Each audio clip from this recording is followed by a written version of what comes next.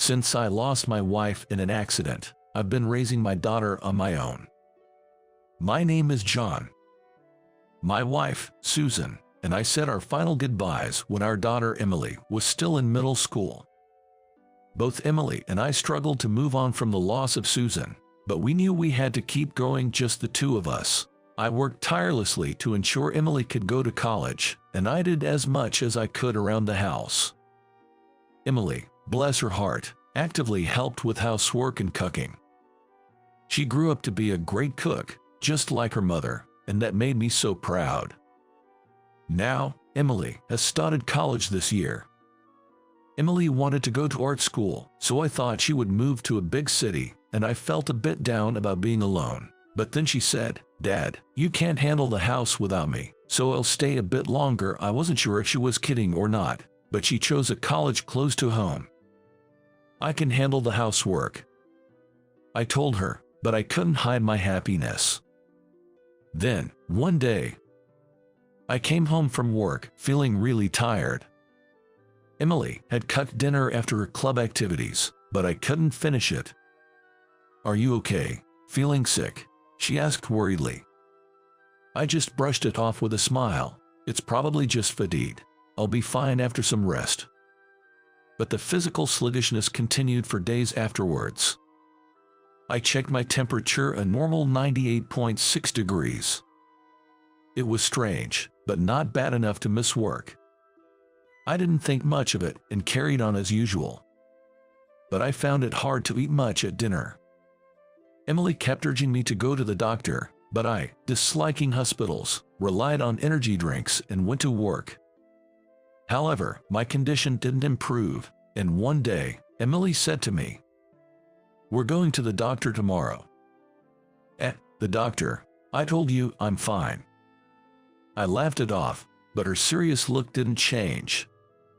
"I've already taken time off work, so no backtalk, just do as I say." Her commanding presence was so strong, I couldn't help but reply, "Yes, ma'am." I had to chuckle at this bit of pressure from Emily. She's starting to resemble her late mother, Susan, in that way. Emily has always been sensitive about my health. It's no surprise, really. After Susan suddenly passed away, I was the only parent left. When Susan went to heaven, I remember holding a distraught Emily in my arms as she sobbed, "Dad, you just can't die, okay?" So, I guess she's really scared of losing me too. Hearing this makes me happy to be so cared for by my daughter, but it also reminds me that I need to take better care of my health. Emily drove us all the way to the hospital, but I was nervous about driving as she had just got her license. "Hey, are you sure you're okay to drive? I can take over," I offered. Just don't talk to me right now. I'm concentrating, and you driving in your condition is even scarier. Leave it to me," she insisted. Watching her hunched over and gripping the steering wheel, I thought she had some nerve to say that. I was tense the whole ride, but when it was all said and done, Emily didn't make a single mistake and got us to the hospital safely. "See, I told you I'm good at this. Though my instructor did say I drive too slow," she said afterwards. Maybe it's because of her mother's accident, but Emily is very cautious when driving. With this level of caution, she's unlikely to hurt anyone. But just as I was thinking that today alone was going to shorten my lifespan, Emily shook me hard and said, "There's Mom." "Mom, what are you talking about? It's true. Look." Annoyed by my daughter's words, I looked where she was pointing, only to feel my heart almost stop.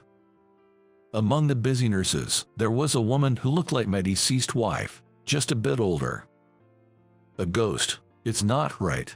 I guess not. It felt like watching a paranormal phenomenon. "Did Mom have a twin we never knew about?"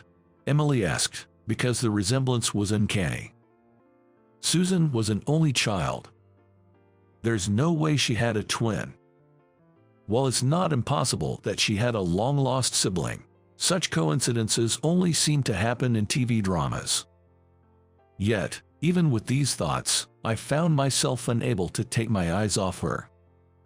I knew she looked similar, but I was captivated. Later, I was diagnosed with acute hepatitis.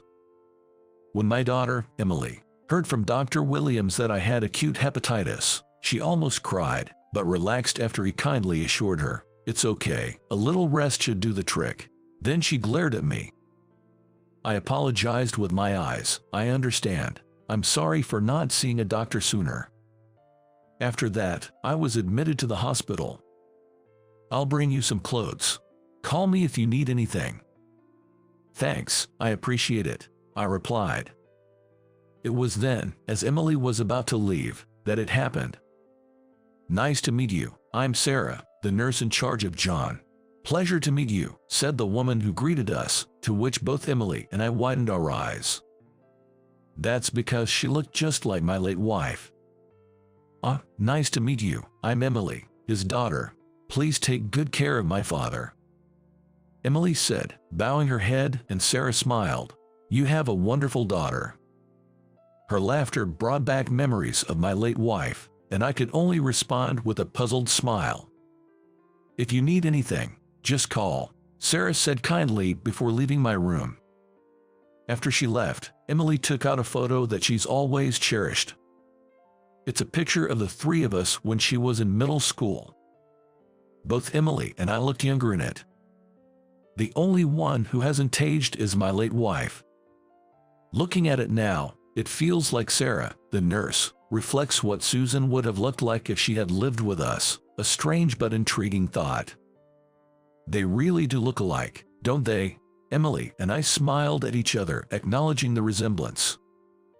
Afterwards, Emily and I became very close with Sarah. She was a very friendly person, and whenever she saw Emily visiting, she'd pop into my room for a little break, and the three of us would often chat. Despite being in the hospital, I was happy. It felt like I was talking with my late wife. Eventually, my hepatitis calmed down, and my discharge was arranged.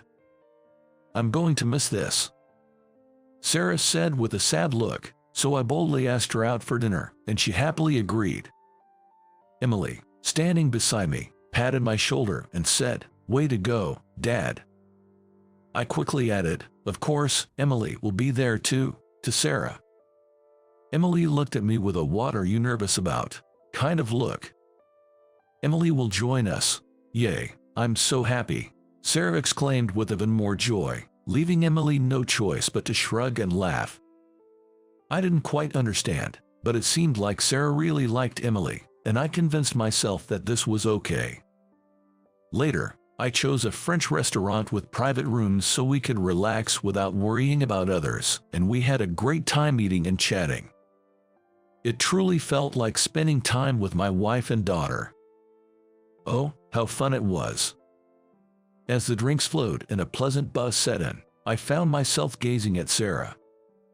As we were wrapping up, Emily, with a smile, thanked Sarah, saying, "Thank you for today."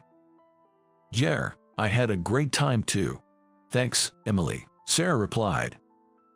Suddenly, Emily's eyes filled with tears. "What's this? I had fun, but now I'm crying." Unable to hold back her tears, Emily started to cry uncontrollably. "Emily, are you okay?"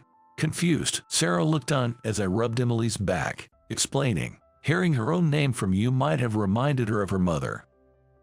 Then, I shared how Sarah resembled my late wife, that probably both Emily and I felt like we were spending time with family again, and I apologized for putting her in this situation.